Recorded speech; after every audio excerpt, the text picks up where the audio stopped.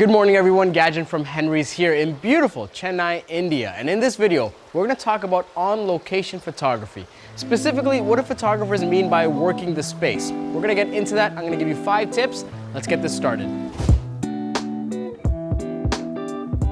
For this production, we've rented out a villa where we'll be shooting a model based out of Chennai, and our goal is to capture some fashion-oriented images. And with this specifically, we want to constrain it to just this pool area. Yes, that sound is the pool, not me. Don't get it twisted. We're going to limit ourselves to this environment and try to get as much variety, character, and story in our images. With respect to gear, I'll be using the Fujifilm X-Pro3 and X-T3 along with some Godox lighting. You'll find all the links in the description.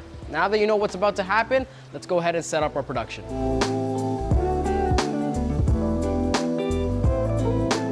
The first tip is to scout the location. Just look at it with a lot of detail. 1, where is the light coming from? In what direction? What strength? Is it coming really, really hard, or is it somewhat diffuse?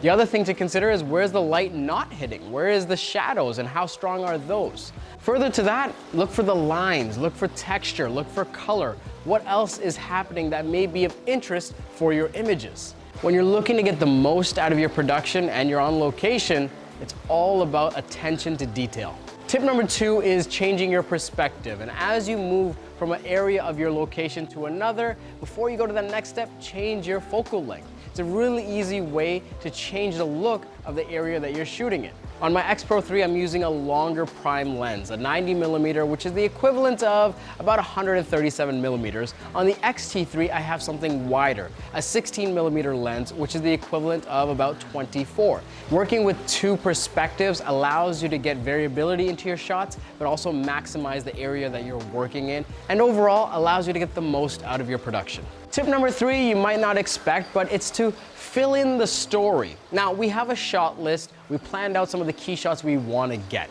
We know what the outfit is going to look like and how the model should carry herself. But really, we want to take it a bit further and visualize the story. We have this pool area, which is really Western architecture, but we have Eastern styling and Eastern textiles. So it's all about juxtaposing that look and showing a little bit of richness in these images. What is the model thinking? What is she going through? Is this her house or is she visiting?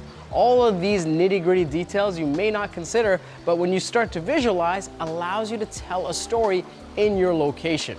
With that in mind, we can direct our subject better, but also direct ourselves better too. Tip number 4 is to collaborate and work with your team. Yes, you may be the director of photography on set, you might be the head honcho, but don't be afraid to talk to your assistants, talk to your stylist, the makeup artist, or even the model, and see if they catch anything in the environment that you may not have. By budgeting time for this sort of creative exploration and collaboration, you're bound to stumble on some gems that you didn't initially consider. And also, it just makes for a better shooting environment.